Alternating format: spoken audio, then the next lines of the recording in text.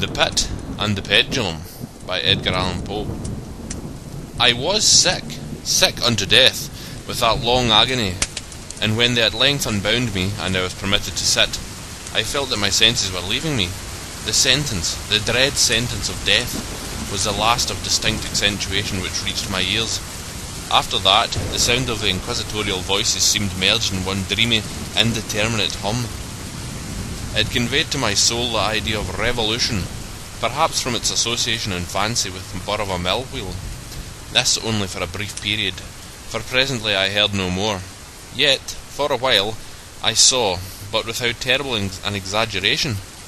I saw the lips of the black-robed judges. They appeared to me whiter than the sheet upon which I traced these words, and thin even to grotesqueness, thin with the intensity of their expression of firmness, of immovable resolution, of stern contempt of human torture. I saw that the decrees of what to me were fate were still issuing from those lips. I saw them writhe with a deadly locution. I saw them fashion the syllables of my name, and I shuddered, because no sound succeeded. I saw too, for a few moments of delirious horror, the soft and nearly imperceptible waving of the sable draperies which enwrapped the walls of the apartment, and then my vision fell upon the 7 tall candles upon the table. At first they wore the aspect of charity, and seemed white slender angels who would save me. But then all at once there came a most deadly nausea over my spirit, and I felt every fibre in my frame thrill, as if I had touched the wire of a galvanic battery, while the angel forms became meaningless spectres with heads of flame, and I saw that from them there would be no help. And then there stole into my fancy, like a rich musical note, the thought of what sweet rest there must be in the grave. The thought came gently and stealthily, and it seemed long before it attained full appreciation. But just as my spirit came at length properly to feel and entertain it, the figures of the judges vanished, as if magically, from before me. The tall candles sank into nothingness. Their flames went out utterly. The blackness of darkness supervened. All sensations appeared swallowed up in a mad rushing descent as of the soul into Hades. Then silence, and stillness, and night were the universe. I had swooned, but still will not say that all consciousness was lost. What of it there remained I will not attempt to define, or even to describe, yet all was not lost. In the deepest slumber, no. In delirium, no. In a swoon, no. In death, no. Even in the grave, all was not lost. Else there is no immortality for man. Arousing from the most profound of slumbers, we break the gossamer web of some dream. Yet in a second afterwards, so frail may that web have been, we remember not that we have dreamed. In the return to life from the swoon there are 2 stages. First, that of the sense of mental or spiritual. Secondly, that of the sense of physical existence. It seems probable that if, upon reaching the second stage, we could recall the impressions of the first, we should find these impressions eloquent in memories of the gulf beyond. And that gulf is what? How at least shall we distinguish its shadows from those of the tomb?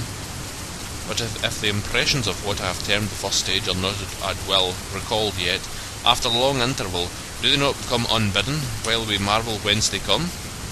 He who has never swooned is not he who finds strange palaces and wildly familiar faces and coals that glow, is not he who beholds floating in mid-air the sad visions that the many may not view, is not he who ponders over the perfume of some novel flower, is not he whose brain grows bewildered with the meaning of some musical cadence which has never been before arrested his attention. Amid frequent and thoughtful endeavours to remember, amid earnest struggles to regather some token of the state of seeming nothingness into which my soul had lapsed, there have been moments when I have dreamed of success. There have been very brief periods when I have conjured up remembrances which the lucid reason of a later epoch assures me could have had reference only to that condition of seeming unconsciousness. These shadows of memory tell indistinctly of tall figures that lifted and bore me in silence, down, still down, till a hideous dizziness oppressed me at the mere idea of the interminableness of the descent. They tell also of a vague horror at my heart, on account of that heart's unnatural stillness. Then comes a sense of sudden motionless throughout all things, as if those who bore me, a ghastly train, had outrun, in their descent, the limits of the limitless, and paused from the wearisomeness of their toil. After this I called to mind flatness and dampness, and then all is madness, the madness of a memory which busies itself among forbidden things. Very suddenly there came back to my soul motion and sound, the tumultuous motion of the heart, and in my ears the sound of its beating. Then a pause in which all is blank, then again sound and motion and touch, a tingling sensation pervading my frame. Then the mere consciousness of existence, without thought, a condition which lasted long. Then very suddenly, thought, and shuddering terror, and earnest endeavour to comprehend my true state. Then a strong desire to lapse into insensibility. Then a rushing revival of soul and a successful effort to move. And now a full memory of the trial, of the judges, of the sable draperies, of the sentence, of the sickness, of the swoon. Then entire forgetfulness of all that followed, of all that a later day and much earnestness of endeavour had enabled me vaguely to recall. So far I had not opened my eyes. I felt that I lay upon my back unbound. I reached out my hand, and it fell heavily upon something damp and hard. There I suffered it to remain for many minutes, while I strove to imagine where and what I could be. I longed, yet dared not, to employ my vision. I dreaded the first glance at objects around me. It was not that I feared to look upon things horrible, but that I grew aghast lest there should be nothing to see. At length, with a wild desperation at heart, I quickly unclosed my eyes. My worst thoughts then were confirmed. The blackness of eternal light encompassed me. I struggled for breath. The intensity of the darkness seemed to oppress and stifle me. The atmosphere was intolerably close. I still lay quietly and made effort to exercise my reason. I brought to mind the inquisitorial proceedings, and attempted from that point to deduce my real condition. The sentence had passed, and it appeared to me that a very long interval of time had since elapsed. Yet not for a moment did I suppose myself actually dead. Such a supposition, notwithstanding what we read in fiction, is altogether inconsistent with real existence. But where and in what state was I? The condemned to death, I knew, perished usually at the auto da fes, and one of these had been held in the very night of the day of my trial. Had I been remanded to my dungeon to await the next sacrifice, which would not take place for many months? This, I at once saw, could not be. Victims had been in immediate demand. Moreover, my dungeon, as well as all the condemned cells at Toledo, had stone floors, and light was not altogether excluded. A fearful idea now suddenly drove the blood in torrents upon my heart, and for a brief period I once more relapsed into insensibility. Upon recovering, I at once started to my feet, trembling convulsively in every fibre. I thrust my arms wildly above and around me in all directions. I felt nothing, yet dreaded to move a step, lest I should be impeded by the walls of a tomb. Perspiration burst from every pore, and stood in cold big beads upon my forehead. The agony of suspense grew at length intolerable, and I cautiously moved forward with my arms extended, and my eyes straining from their sockets, in the hope of catching some faint ray of light. I proceeded for many paces, but still all was blackness and vacancy. I breathed more freely. It seemed evident that mine was not, at least, the most hideous of fates. And now, as I still continued to step cautiously onward, there came thronging upon my recollection 1,000 vague rumours of the horrors of Toledo. Of the dungeons there had been strange things narrated, fables I had always deemed them, but yet strange, and too ghastly to repeat, save in a whisper. Was I left to perish of starvation in this subterranean world of darkness? Or what fate, perhaps even more fearful, awaited me? That the result would be death, and the death of more than customary bitterness. I knew too well the character of my judges to doubt. The mode and the hour were all that occupied or distracted me. My outstretched hands at length encountered some solid obstruction. It was a wall, seemingly of stone masonry, very smooth, slimy and cold. I followed it up, stepping with all the careful distrust with which certain antique narratives had inspired me. This process, however, afforded me no means of ascertaining the dimensions of my dungeon, as I might to make its circuit and return to the point whence I set out, without being aware of the fact, so perfectly uniform seemed the wall. I therefore sought the knife which had been in my pocket which led into the inquisitorial chamber, but it was gone. My clothes had been exchanged for a wrapper of coarse serge. I had thought of forcing the blade in some minute crevice of the masonry, so as to identify my point of departure. The difficulty, nevertheless, was but trivial, although in the disorder of my fancy it seemed at first insuperable. I tore a part of the hem from the robe, and placed the fragment at full length and at right angles to the wall. In groping my way around the prison, I could not fail to encounter this rag upon completing the circuit. So at least I thought, but I had not counted upon the extent of the dungeon, or upon my own weakness. The ground was moist and slippery. I staggered onward for some time, when I stumbled and fell. My excessive fatigue induced me to remain prostrate, and sleep soon overtook me as I lay. Upon awaking, and stretching forth an arm, I found beside me a loaf and a pitcher with water. I was too much exhausted to reflect upon this circumstance, but ate and drank with avidity. Shortly afterwards I resumed my tour around the prison, and with much toil came at last upon the fragment of the serge. Up to the period when I fell I had counted 52 paces, and upon resuming my walk I had counted 48 more. When I arrived at the rag, there were in all then 100 paces, and admitting 2 paces to the yard, I presumed the dungeon to be 50 yards in circuit. I had met, however, with many angles in the wall, and thus I could form no guess at the shape of the vault, for a vault I could not help supposing it to be. I had little object, certainly no hope, in these researches, but a vague curiosity prompted me to continue them. Quitting the wall, I resolved to cross the area of the enclosure. At first I proceeded with extreme caution, for the floor, although seemingly of solid material, was treacherous with slime. At length, however, I took courage and did not hesitate to step firmly, endeavouring to cross in as direct a line as possible. I had advanced some 10 or 12 paces in this manner, when the remnant of the torn hem of the rope became entangled between my legs. I stepped on it and fell violently on my face. In the confusion attending my fall, I did not immediately apprehend the somewhat startling circumstance, which yet, in a few seconds afterwards, and while I still lay prostrate, arrested my attention. It was this: my chin rested upon the floor of the prison, but my lips and the upper portion of my head, although seemingly at a less elevation than the chin, touched nothing. At the same time, my forehead seemed bathed in a clammy vapour, and the peculiar smell of decayed fungus arose to my nostrils. I put forward my arm, and shuddered to find that I had fallen at the very brink of a circular pit, whose extent, of course, I had no means of ascertaining at the moment. Groping about the masonry just below the margin, I succeeded in dislodging a small fragment, and let it fall into the abyss. For many seconds I hearkened to its reverberations that dashed against the sides of the chasm in its descent. At length there was a sullen plunge into water, succeeded by loud echoes. At the same moment there came a sound resembling the quick opening and as rapid closing of a door overhead, while a faint gleam of light flashed suddenly through the gloom and as suddenly faded away.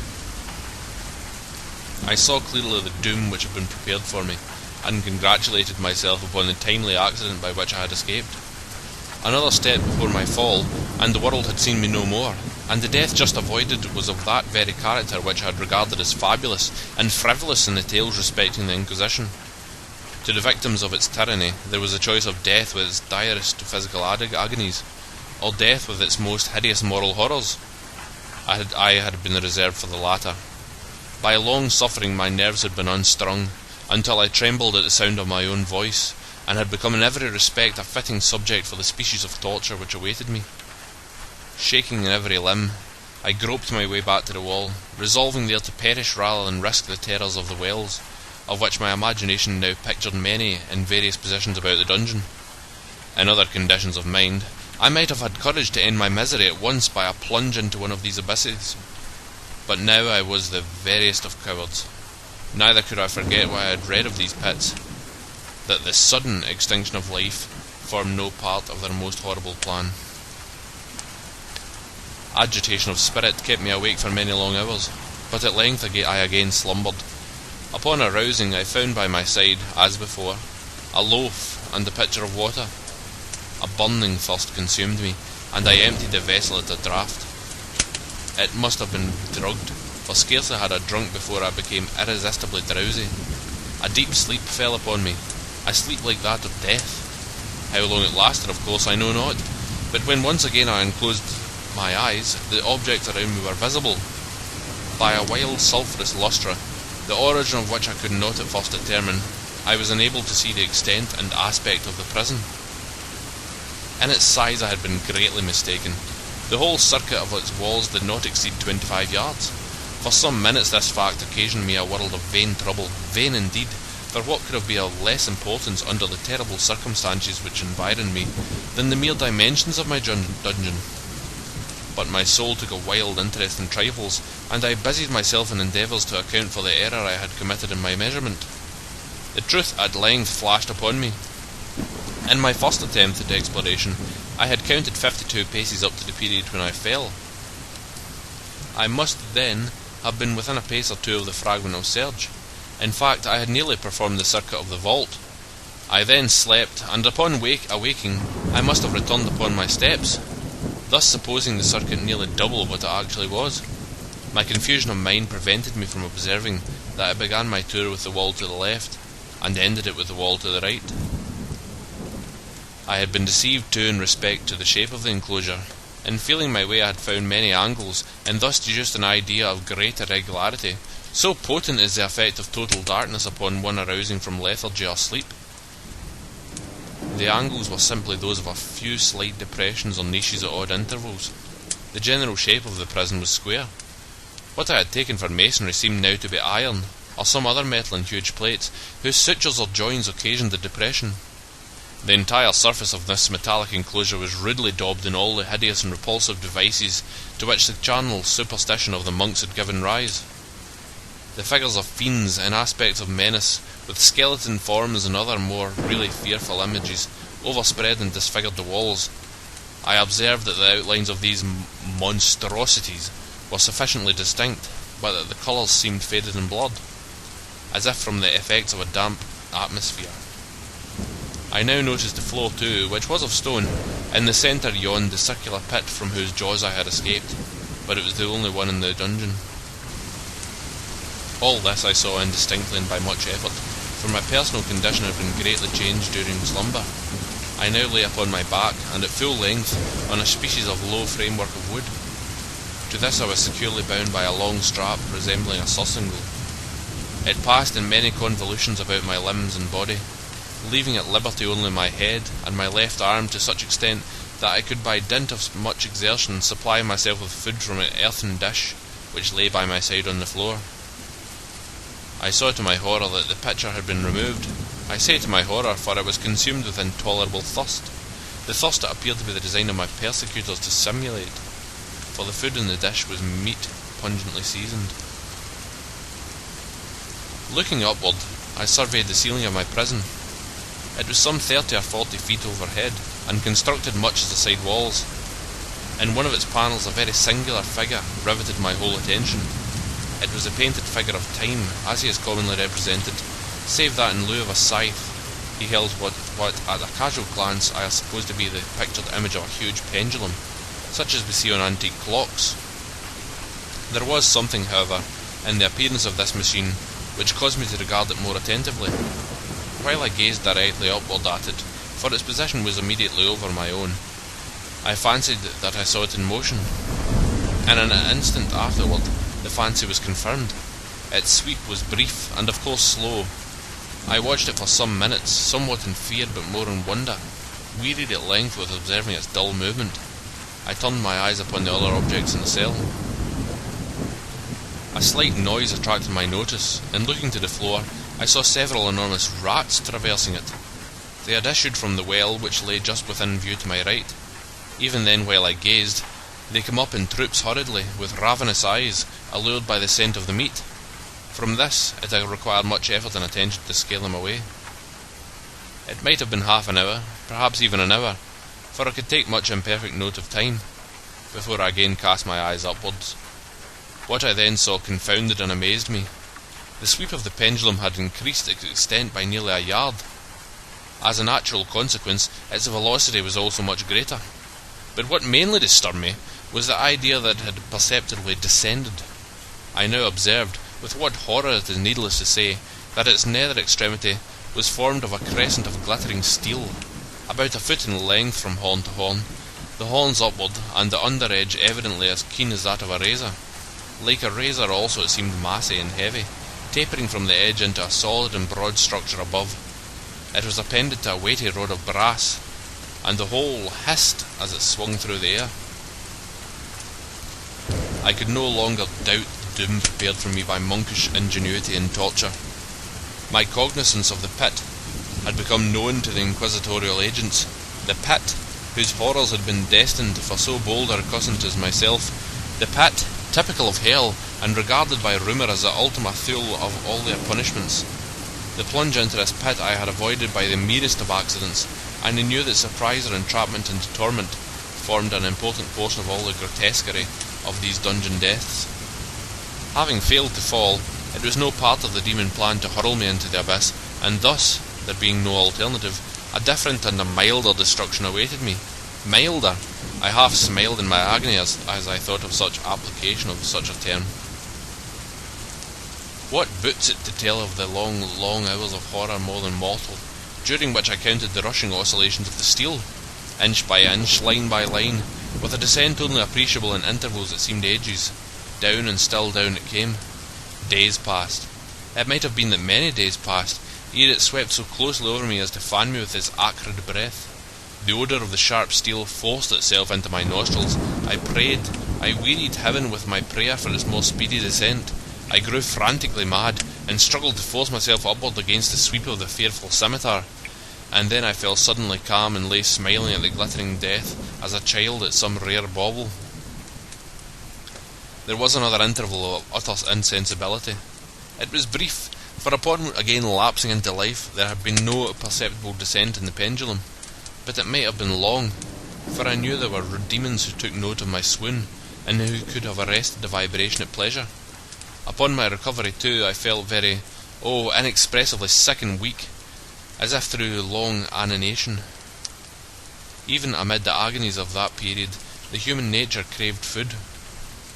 With painful effort I outstretched my left arm as far as my bonds permitted, and took possession of the small remnant which had been spared me by the rats. As I put a portion of it within my lips, there rushed to my mind a half-formed thought of joy, of hope. Yet what business had I with hope?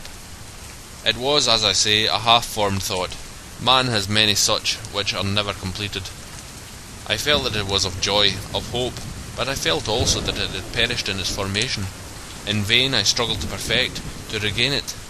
Long suffering had nearly annihilated all my ordinary powers of mind. I was an imbecile, an idiot. The vibration of the pendulum was at right angles to my length. I saw that the crescent was designed to cross the region of the heart. It would fray the serge of my robe. It would return and repeat its operations again and again, notwithstanding its terrifically wide sweep, some 30 feet or more, and the hissing vigour of its descent, sufficient to sunder these very walls of iron. Still the fraying of my robe would be all that. For several minutes it would accomplish, and at this thought I paused. I dared not go farther than this reflection. I dwelt upon it with a pernicity of attention, as if, in so dwelling, I could arrest here the descent of the steel. I forced myself to ponder upon the sound of the crescent as it should pass across the garment, upon the peculiar thrilling sensation which the friction of cloth produces in the nerves. I pondered upon all this frivolity until my teeth were on edge. Down, steadily down it crept. I took a frenzied pleasure in contrasting its downward with its lateral velocity, to the right, to the left, far and wide, with the shriek of a damned spirit, to my heart with the stealthy pace of a tiger.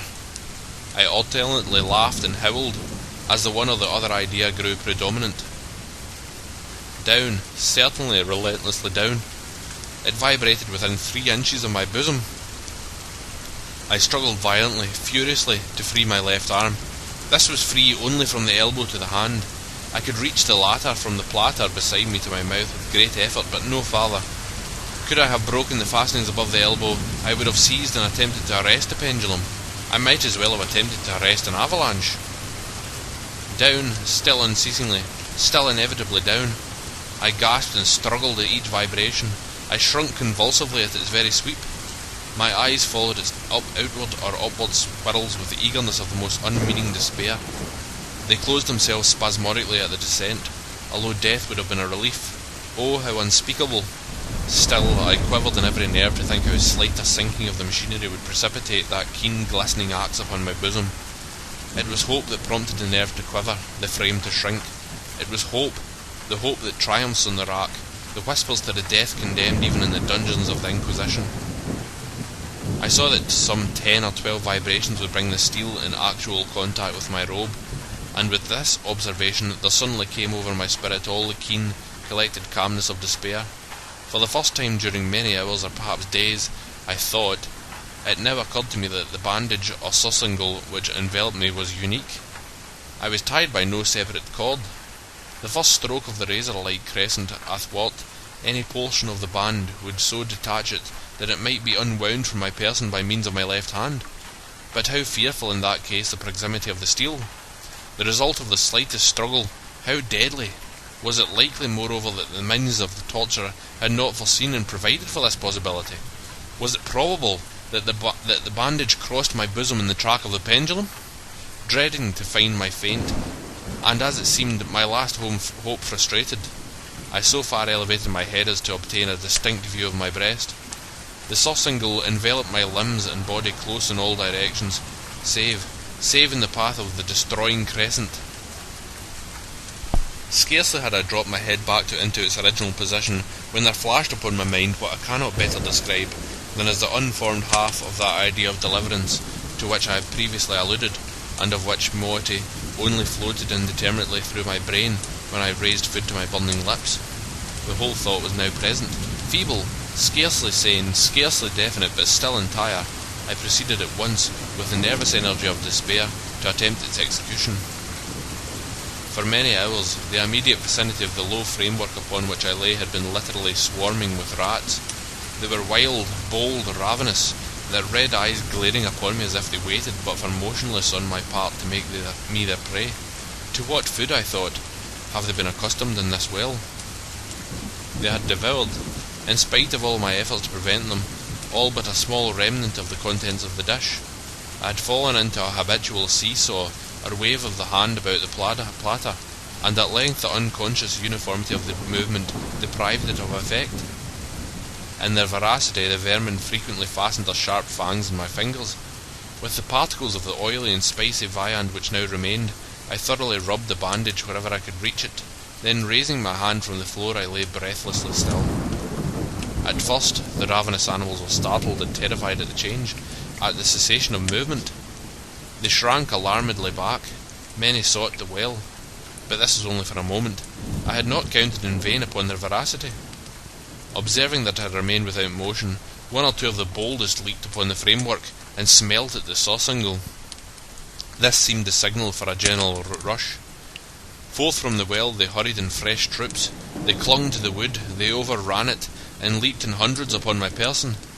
The measured movement of the pendulum disturbed them not at all. Avoiding its strokes, they busied themselves with the anointed bandage. They pressed, they swarmed upon me in ever-accumulating heaps. They writhed upon my throat, their cold lips sought my own. I was half stifled by their thronging pressure. Disgust, for which the world has no name, swelled my bosom, and chilled with heavy clamminess my heart. Yet 1 minute, and I felt that the struggle would be over. Plainly I perceived the loosening of the bandage. I knew that in more than one place it must all be already severed. With a more than human resolution, I lay still. Nor had I erred in my calculations, nor had I endured in vain. I at length felt that I was free.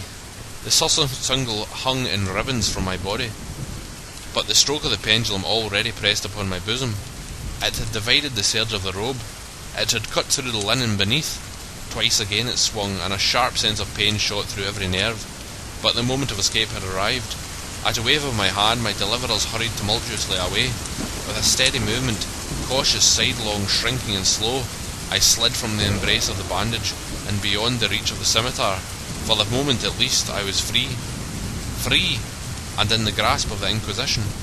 I had scarcely stepped from my wooden bed of horror upon the stone floor of the prison, when the motion of the hellish machine ceased, and I beheld it drawn up by some invisible force through the ceiling. This was a lesson which I took desperately to heart. My every motion was undoubtedly watched. Free! I had but escaped death in one form of agony, to be delivered unto worse than death in some other. With that thought I rolled my eyes nervously around in the barriers of iron that hemmed me in. Something unusual, some change which at first I could not appreciate distinctly, it was obvious had taken place in the apartment. For many minutes of a dreamy and trembling abstraction I busied myself in vain, unconnected conjecture. During this period I became aware, for the first time, of the origin of the sulphurous light which illuminated the cell. It proceeded from a fissure about half an inch in width, extending entirely around the prison at the base of the walls which thus appeared, and were completely separated from the floor. I endeavoured, but of course in vain, to look through the aperture. As I arose from the attempt, the mystery of the alteration in the chamber broke at once upon my understanding. I have observed that, although the outlines of the figures upon the walls were sufficiently distinct, yet the colours seemed blurred and indefinite. These colours had now assumed, and were momentarily assuming, a startling and most intense brilliancy, that gave to the spectral and fiendish portraitures an aspect that might have thrilled even firmer nerves than my own. Demon eyes, of a wild and ghastly vivacity, glared upon me in 1,000 directions where none had been visible before, and gleamed with the lurid lustre of a fire that I could not force my imagination to regard as unreal. Unreal. Even while I breathed, there came to my nostrils the breath of the vapour of heated iron. A suffocating odour pervaded the prison. A deeper glow settled each moment in the eyes that glared at my agonies. A richer tint of crimson diffused itself over the pictured horrors of blood. I panted. I gasped for breath. There could be no doubt of the design of my tormentors. O most unrelenting, O most demoniac of men! I shrank from the glowing metal to the centre of the cell. Amid the thought of the fiery destruction that impended, the idea of the coolness of the well came over my soul like balm. I rushed to its deadly brink. I threw my straining vision below. The glare from the enkindled roof illumined its inmost recesses. Yet for a wild moment did my spirit refuse to comprehend the meaning of what I saw. At length it wrestled its way into my soul. It burned itself in upon my shuddering reason. Oh, for a voice to speak! Oh, horror! Oh, any horror but this! With a shriek I rushed from the margin and buried my face in my hands, weeping bitterly. The heat rapidly increased, and once again I looked up, shuddering as if with a fit of the ague. There had been a second change in the cell, and now the change was obviously in the form. As before, it was in vain that I at first endeavoured to appreciate or understand what was taking place, but not long was I left in doubt. The inquisitorial vengeance had been hurried by my twofold escape, and there was to be no more dallying with the King of Terrors. The room had been square. I saw that two of its iron angles were now acute, two consequently obtuse. The fearful difference quickly increased with a low rumbling or moaning sound. In an instant the apartment had shifted its form into that of a lozenge, but the alteration stopped not here. I neither hoped nor desired it to stop. I could have clasped the red walls to my bosom as a garment of eternal peace. Death, I said, any death but that of the pit. Fool! Might I not have known that into the pit it was the object of the burning iron to urge me? Could I resist its glow? Or if even that, could I withstand its pressure? And now, flatter and flatter grew the lozenge, with a rapidity that left me no time for contemplation. Its centre, and of course its greatest width, came just over the yawning gulf. I shrank back, but the closing walls pressed me resistlessly onward. At length, for my seared and writhing body, there was no longer an inch of foothold in the firm floor of the prison. I struggled no more, but the agony of my soul found vent in one loud, long, and final scream of despair. I felt that I tottered upon the brink. I averted my eyes. There was a discordant hum of human voices. There was a loud blast as of many trumpets. There was a harsh grating as of 1,000 thunders. The fiery walls rushed back. An outstretched arm caught my own as I fell fainting into the abyss. It was that of General Lasalle. The French army had entered Toledo. The Inquisition was in the hands of its enemies.